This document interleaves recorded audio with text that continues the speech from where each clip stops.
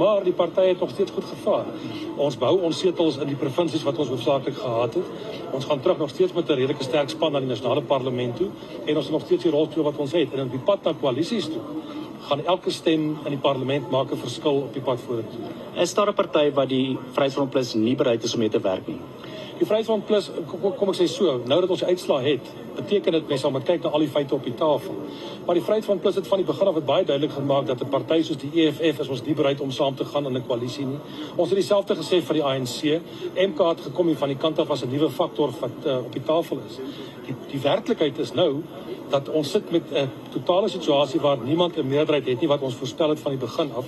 Die grootste party, die ANC, het 40%. Hy kan ook nie alleen regeer nie. En nou moet ons gaan kyk na wat is die moontlike opsies in terme daarvan om suksesvol Suid-Afrika te kan regeer. En dit lyk vir my in 'n sekere mate dat as jy MK vat en die EFF as die twee radikale komponente wat duidelik uit hulle standpunte baie radikaal is, hulle verteenwoordig 25% van die kiesers daar buitekant. Dan is daar 'n verdere 75% wat op 'n manier moet kyk of daar dalk 'n manier is wat jy kan 'n werkende Suid-Afrikaanse regering kan daarstel, maar dit beteken nie noodwendig koalisies nie. Baie dankie vir jou tyd, Corneil Mulder van die Vryheidsfront Plus. Ek sien ook